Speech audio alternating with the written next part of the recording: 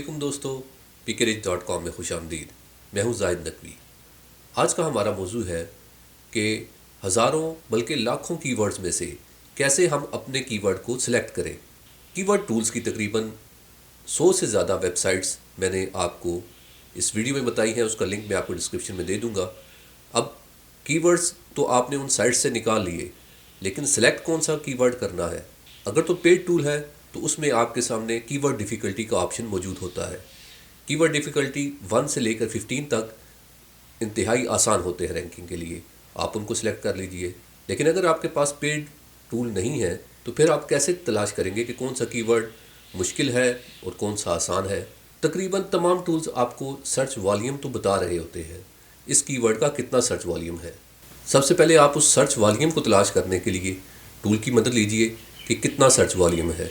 Google keyword finder, जो कि Google ads का एक फ़ीचर है, वहाँ से आप कीवर्ड का वॉल्यूम तलाश कर सकते हैं।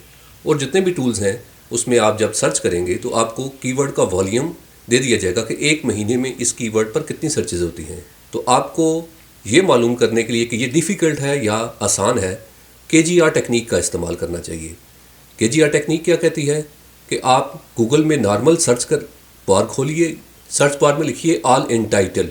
ऑल इन टाइटल के बाद कॉलन डालिए, जो 2 नुक्ते होते हैं जिसके ऊपर और नीचे, उसे कहते हैं colon.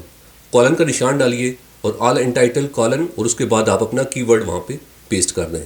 Keyword long tail keyword क्या होता है वो मैंने आपको पिछली वीडियो में बताया था कि 4 से ज़्यादा जो अल्फाज पर मुश्तमिल है, कोशिश करें उस कीवर्ड को सिलेक्ट करें। बहुत 1 या 2 या 3 अल्फाज वाले कीवर्ड नॉर्मली डिफ़िकल्ट कीवर्ड होते हैं। आप 4 अल्फाज या उससे ज़्यादा वाले सेंटेंस का जो कीवर्ड है उसको ऑल इन टाइटल कॉलन डाल के उसके बाद आप सर्च बार में लिखिए। जब आप वो लिख लेंगे तो जो रिज़ल्ट आएगा कि गूगल क्या बता रहा है कि ऑल इन टाइटल और आपने जो कीवर्ड लिखा है उसके बाद उस पर टोटल कितनी साइट्स इंडेक्स हुई हुई हैं। वो बताएगा आपको इसके ऊपर 100 साइट्स हैं, 40 साइट्स हैं, कितनी साइट है। क्योंकि अब वो ऑल इन टाइटल का मतलब ये है कि वो सिर्फ उस कीवर्ड की साइट्स बताएगा कि उस कीवर्ड के ऊपर जिसने उस टाइटल को टारगेट किया है, उस कीवर्ड को टारगेट किया हुआ है, वो कितनी साइट्स हैं। वो साइट्स की तादाद आपको बता रहा है। आप वो साइट्स की तादाद देख लें और जो आपको जो कीवर्ड टूल्स आपको वॉल्यूम बता रहे हैं कि एक महीने में इसकी कितनी सर्चेज हो रही हैं, इन दोनों की मदद से, यानी आपने ऊपर रखना है ये ऑल इन टाइटल का जो आंसर आया कि कितनी वेबसाइट्स इसके ऊपर टारगेट कर रही हैं इस कीवर्ड को, डिवाइडेड बाय कि जो कितना एक महीने का सर्च वॉल्यूम कितना है इसका, जो आपको टूल्स ने बताया है। ये तकरीबन फ्री टूल्स सब आपको बता देंगे। तो अगर आपका डिवाइड करने के बाद आंसर 0.25 से कम है तो इसका मतलब है कि वो लो कीवर्ड है। अगर 0.25 से लेके 1 के दरमियान है तो इसका मतलब है मीडियम कीवर्ड है, और अगर 1 से अबव है तो इसका मतलब है कि हार्ड कीवर्ड है। आपको उसको फाइंड उसके पीछे नहीं जाना चाहिए। ये तो फ्री तरीका हो गया। लेकिन अगर पेड टूल्स हैं आपके पास, Ahref है, SEMrush है, जिसके माहाना चार्जेस होते हैं, तो फिर आपको उसका कीवर्ड डिफ़िकल्टी का एक आपने वहाँ पे फ़िल्टर लगाना चाहिए कि इसका आपने वहाँ पे फ़िल्टर का ऑप्शन मौजूद होता है कि कितने कीवर्ड्स मिनिमम, कितनी उसका सर्च वॉल्यूम होना चाहिए। आप वहाँ पे लिख सकते हैं कि इतने सर्च वॉल्यूम वाले मुझे कीवर्ड दो। 100 से ऊपर सर्च वॉल्यूम होगा, उससे कम वाले सर्च वॉल्यूम को टारगेट मत कीजिए। 100 से ऊपर सर्च वॉल्यूम ठीक है, यानी एक महीने में अगर 100 सर्च वॉल्यूम है वहाँ पे आप वो फ़िल्टर लगा दें। उसके बाद लो कीवर्ड डिफ़िकल्टी वहाँ पे लगा दें कि मुझे 15 से कम डिफ़िकल्टी जिस कीवर्ड की है वो दिखा दो। 40 से कम वाली कीवर्ड डिफ़िकल्टी वाले भी मीडियम में आ जाते हैं, तकरीबन आप उनको compete कर सकते हैं। लेकिन आप 15 से कर देंगे, इसका मतलब है कि वो आपको तकरीबन लॉन्ग टेल कीवर्ड बताएगा और जो बहुत ही आसानी से आप उन पर रैंक कर सकते हैं। अब रैंक करने का क्या तरीकाकार है? रैंक करने के लिए अब उस कीवर्ड के ऊपर जो वेबसाइट्स आ रही हैं, जो टॉप 10 रिजल्ट्स आ रहे हैं, आपको जो पेड कीवर्ड टूल है वो बताएगा कि इसमें हर वेबसाइट जो है ये कितना इसके बैक लिंक्स कितने हैं। आप उनके बैक लिंक को लाजमी चेक करें कि जिस वेबसाइट के जितने बैक लिंक हैं उस पेज के, उसकी पेज अथॉरिटी क्या है। ये आप चीज़ टूल्स के ज़रिए लाजमी चेक करें। अगर एक टूल आसानी से, आप नॉर्मली लो कीवर्ड डिफ़िकल्टी में आप रैंक कर सकते हैं, बहुत आसानी से रैंक कर सकते हैं, लेकिन बाकी कंपटीटर्स को बीट करने के लिए कि मेरा फर्स्ट नंबर में मेरा आर्टिकल आए, उसके लिए आपने करना ये है कि जितने अल्फाज उन्होंने लिखे हैं, फ़र्ज़ के जो टॉप पे बंदा आ रहा है उस कीवर्ड के ऊपर, उसने 1,500 वर्ड्स का आर्टिकल लिखा है, आप उससे ज़्यादा बेहतर, उससे अच्छा 2,000 अल्फाज का आर्टिकल लिखिए। एक तरीका तो ये होगा। दूसरा ये कि उसने जितने बैकलिंक्स बनाए हैं, उसके 5 बैकलिंक हैं, 10 बैकलिंक हैं, आप उससे ज़्यादा बैकलिंक्स बनाइए। बैकलिंक कैसे बनाने हैं? इसका तरीका ये है कि आप दूसरी जो आपकी कंपटीटर की वेबसाइट्स होती हैं, उसने जहाँ जहाँ पे बैकलिंक लिए हुए हैं वो भी टूल बता देता है।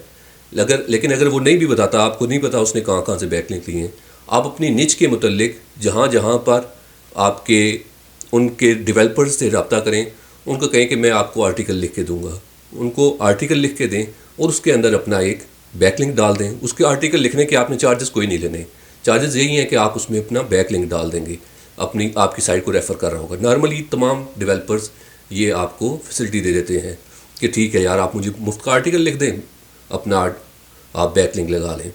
तो आप इस तरीके से अपनी लिंक बिल्डिंग कर सकते हैं। उसके अलावा आप दूसरों को कह भी सकते हैं कि यार मेरा आप लगा दो, मैं आपको पेमेंट कर दूंगा, तो वो फिर जितने आपको पैसे कहेगा आप उतने, यानी अगर आप अपने बैकलिंक्स उससे बेहतर कर लेते हैं तो आप ऑटोमेटिकली रैंक कर जाएंगे। बाज़ लोग कहते हैं कि बैकलिंक्स का फ़ायदा नहीं है, लोग इसके पीछे वैसे ही पड़े हुए हैं।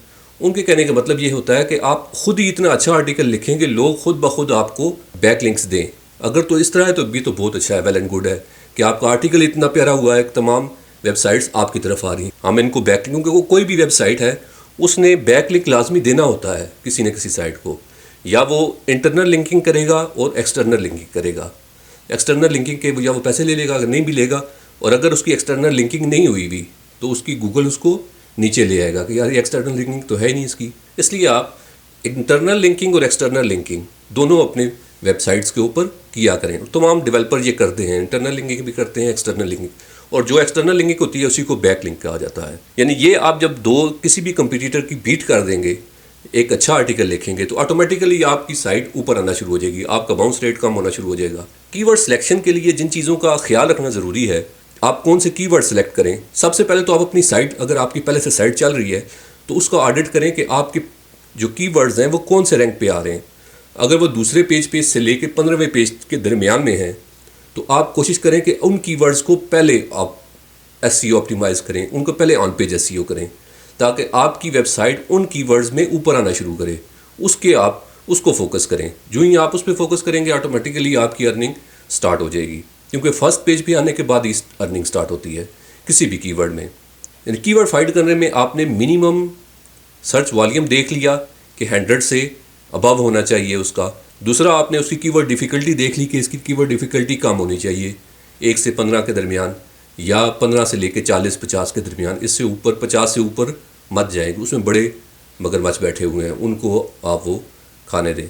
जब आप कीवर्ड सेलेक्ट कर लें उसके बाद आपको इंटेंट का पता होना बहुत ज़रूरी है कि इसमें इंटेंट क्या है। कीवर्ड इंटेंट को समझने के लिए पहले आप कीवर्ड्स की इकसाम को देख लें कि कीवर्ड्स की कितनी इकसाम कितनी होती हैं।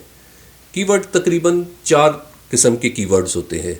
एक इंफॉर्मेशनल कीवर्ड, जिनमें हेल्प, आइडियाज़, इस तरह लिखा होता है कीवर्ड्स के अंदर, टिप्स, लर्न, आगे कुछ भी उसके बाद लिखा होगा, examples, how to, what, who, where, why, guide, tutorial, resources, इस तरह के जो अल्फाज लिखे हुए हैं, इसका मतलब है वो इन्फॉर्मेशन चाह रहा है उस चीज़ के मुतल्लिक।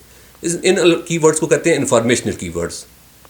उसके अलावा कुछ और होते हैं जो ब्रांड कीवर्ड्स होते हैं। ब्रांड के लिए नेम ऑफ प्रोडक्ट और सर्विस उसने डाला होगा कि फ़लानी प्रोडक्ट या फ़लानी सर्विस मुझे चाहिए, इसका मतलब है वो नेविगेट कर रहा है, नेविगेशनल कीवर्ड इनको कहा जाता है। एक और है कमर्शियल इन्वेस्टिगेशन, वो कर रहा होता है कमर्शियल पर्पसेस के लिए। मसलन वो कहेगा कि best camera, best laptop, top pricing, comparison, review versus, ये वो इसलिए देख रहा है क्योंकि वो कोई चीज़ परचेज़ करना चाहता है। अब ये ख़रीदारी के बहुत करीब आ रहा है। ये तीसरा, इसको कमर्शियल इन्वेस्टिगेशन कीवर्ड्स कहा जाता है। अब चौथे नंबर पे आ जाता है ट्रांजैक्शनल कीवर्ड, जो बहुत ही ज़्यादा परचेज़ करने के करीब है। अब वो क्या लिखेगा, बाय, कूपन, ऑर्डर। अब वो कूपन तभी तलाश कर रहा है कि क्योंकि उसने परचेज़ करना है, तो वो कूपन ढूंढ रहा है। परचेज़, चीप, प्राइस, प्राइसिंग, यानी ये जो कीवर्ड है ये ट्रांजैक्शनल कीवर्ड है। तो तो आप जो फोकस करें पहले वो ट्रांजैक्शनल कीवर्ड्स पे ज़्यादा करें। लेकिन मुकम्मल वेबसाइट ही आपकी ट्रांजैक्शनल नहीं होनी चाहिए। आपकी वेबसाइट में तकरीबन 80-20 का प्रिंसिपल होना चाहिए। 20% आप फोकस करें ट्रांजैक्शनल कीवर्ड्स को, लेकिन ट्रांजैक्शनल कीवर्ड में फिर आपने ट्रांजैक्शनल कंटेंट लिखना होगा। और इन्फॉर्मेशनल कीवर्ड को भी आप फोकस करें। 80% आप लोग जो हैं वो सर्च कर रहे होते हैं कि किस चीज़, जब उनका ट्रस्ट आप पे बिल्ड होगा कि यार ये अच्छी चीज़ इन्फॉर्मेशन देते हैं, तो उसके बाद वो आपने जो परचेज़ करने के लिए बाय का के मुतल्लिक लिखा होगा कि ये बहुत ज़बरदस्त है, तो वो आपकी बात को रिकमेंडेशन को सुनेंगे और वो चीज़ परचेज़ करेंगे, फिर आपको उसका रेवेन्यू भी आएगा। रेलेवेंसी ऑफ कीवर्ड बहुत ज़रूरी है। आपने कोई भी लॉन्ग टेल कीवर्ड ले लिया, आप उसका रेलिवेंट इंटेंट लाजमी तलाश करें कि इस कीवर्ड से उसकी मुराद क्या है, वो हासिल क्या करना चाह रहा है। जब आप अपने यूज़र के जहन को पढ़ लेंगे कि इस कीवर्ड से उसकी मुराद क्या है, इसमें वो उसकी वो क्या चीज़ हासिल करना चाह रहा है, तो फिर आप उसी चीज़ को फोकस करें, उस प्रॉब्लम को सॉल्व करने की कोशिश करें। उसके ऊपर जब आप कंटेंट बनाएंगे, उस कीवर्ड को फोकस करेंगे, तो फिर आपका पेज जो है वो उस कीवर्ड में रैंक करना शुरू कर देगा।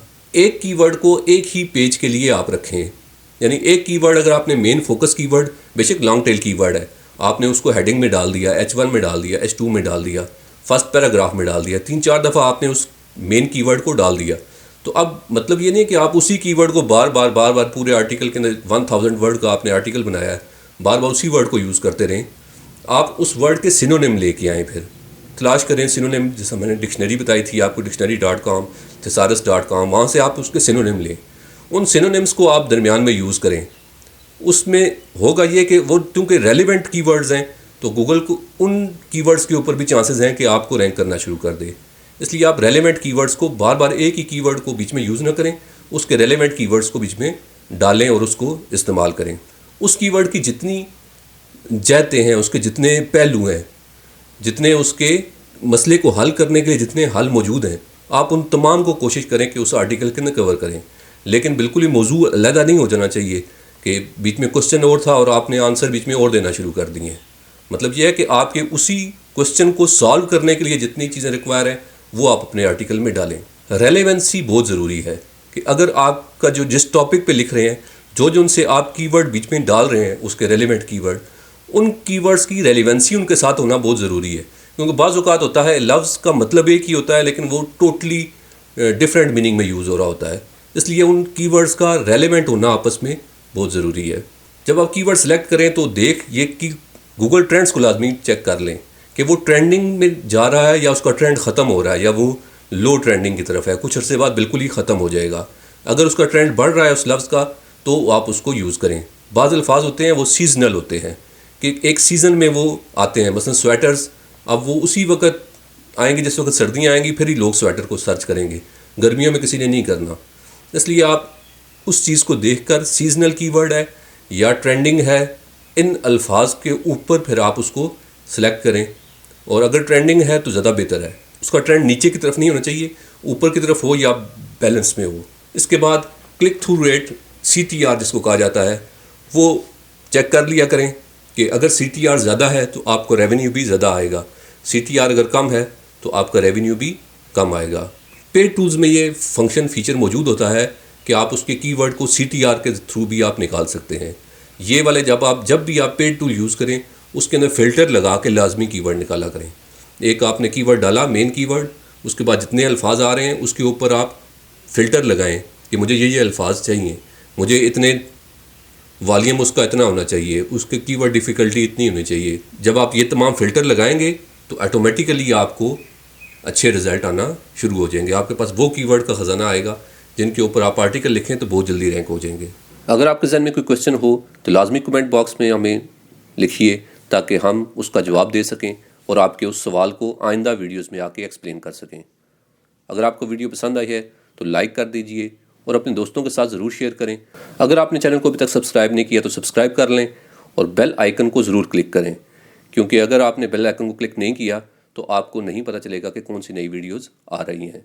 हम इस सीरीज़ को जारी रखेंगे और कंटेंट राइटिंग के ऊपर आपको उर्दू और हिंदी में मवाद मुयस्सर आता रहेगा। खुदा आपका आमीन नासिर हो। अल्लाह हाफिज़।